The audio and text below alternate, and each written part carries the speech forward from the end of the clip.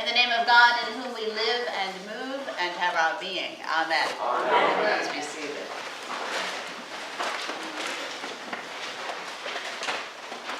Okay, so could we have a show of hands, please? How many of you parents or grandparents would, if you believe you were so instructed by God, take your own beloved child or grandchild and brutally kill them? What time is it?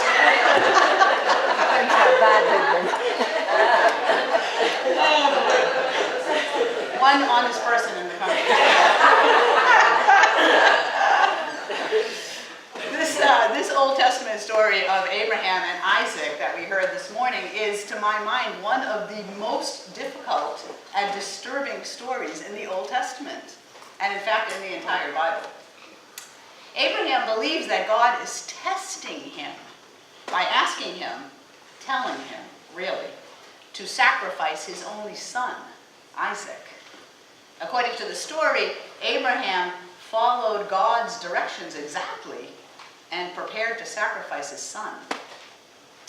Just at the very last moment, his hand, poised to kill, is stopped by God.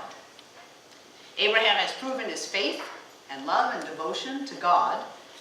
God then provides another sacrifice, the ram who got caught in the thicket, and all is well. But personally, I can't not feel bad for the ram. Talk about being in the wrong place at the wrong time. But besides the poor ram, lots of questions with this story. The most important ones are these. Would God really ask someone to do something like that? And does God really test people so that God can be assured of their faith and love and devotion? Personally, I would answer a firm no to both of those questions. And not because of what the answers might say about the character of Abraham, but because of what the answers might say about the character of God. Of God. That's simply not the God that I know. It's very important to understand that our ancient Jewish brothers and sisters were surrounded by pagan religions, most of which demanded human sacrifice, and most often child sacrifice, to appease their many gods. So in addition to monotheism, their belief in only one God, the ancient Jews' lack of human sacrifice was one of their distinguishing marks in that time and place in history. This story of Abraham and Isaac lays the ground rules very early on. Please note that God stopped the sacrifice of Isaac. That's much more the point. And that's much more consistent with everything else that God has revealed about God's self in both scripture and tradition. And of course, to us as Christians, this particular story is one of many in the Old Testament that also prefigures God's saving work in Jesus Christ. And if we remember the culture and the mindset of the people of ancient Israel, the people to whom Jesus the Christ came, it all makes perfect sense. Almost. God and Abraham have a lot in common. They're both willing to give up the one thing in all creation that's the most important and precious to them, their only son.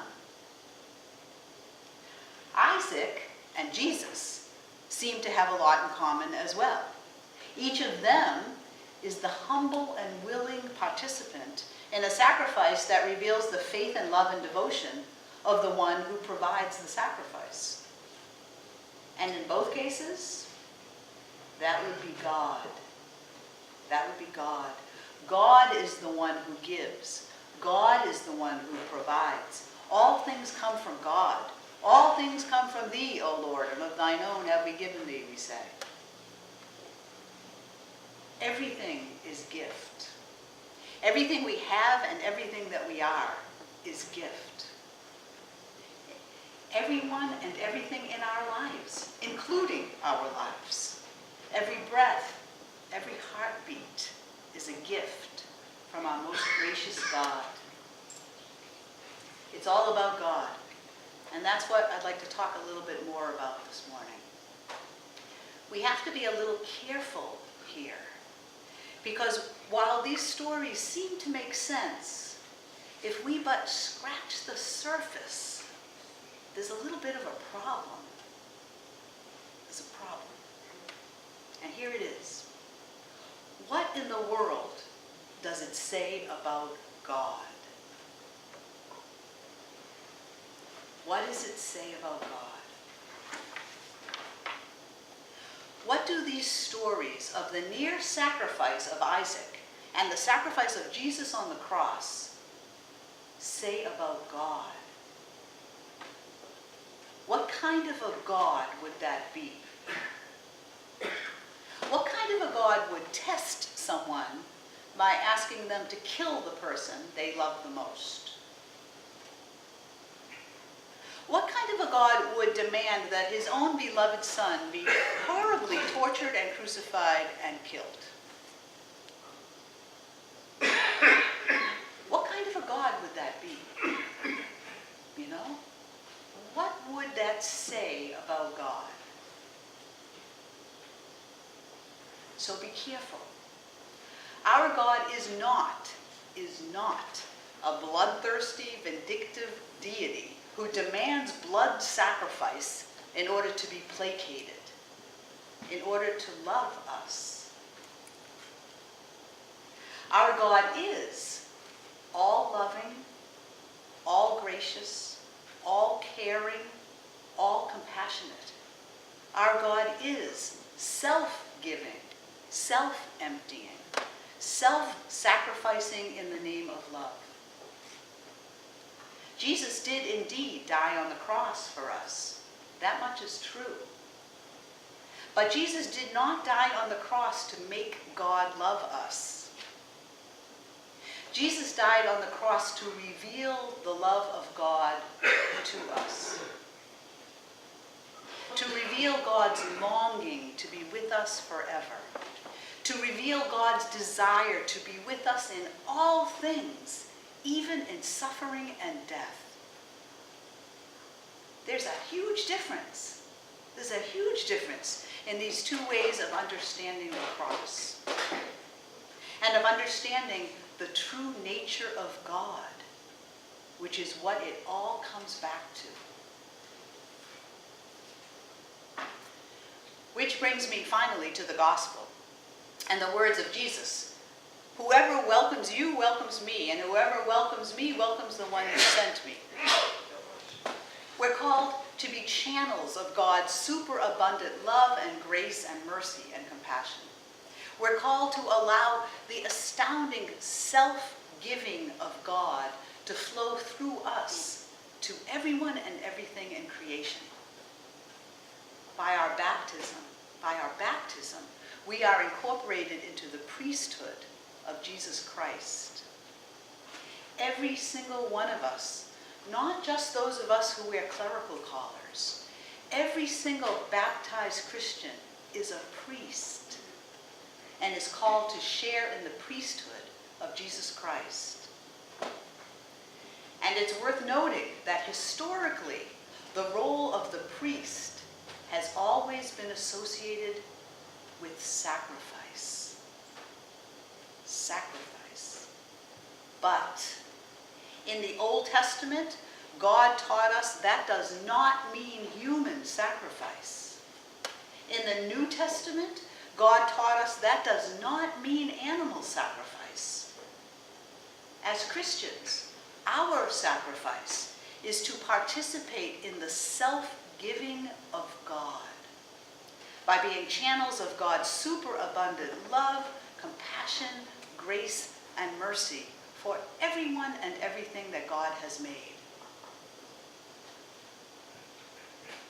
Jesus said, "Whoever gives a cup of cold water to one of these little ones.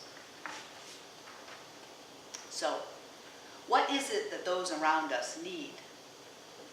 A cup of cold water, a sandwich, a bowl of soup, a cool place to get out of the heat, a warm place to get out of the cold, shoes, clothing, health care, a shower, a warm handshake, a genuine smile, a caring heart, human dignity, respect, reverence. What is it that those around us need? And who are the little ones who need the love and grace and mercy of God to flow through us to them? Are they poor, homeless, addicted, physically or mentally ill? Are they in prison? Are they strangers? Are they members of our own families? Who are the little ones God has given us as reminders that we are called to participate in the self-giving love of God? Who are they? Remember that our God is all loving, all gracious, all caring, and all compassionate. Our God is a self-giving, self-emptying, self-sacrificing in the name of love God. Remember that Jesus did not die on the cross to make God love us. Jesus died on the cross to reveal the love of God to us. And we are called by Christ, with Christ, as Christ, to do likewise, and to give ourselves away for others. In the name of God, which is the name of love.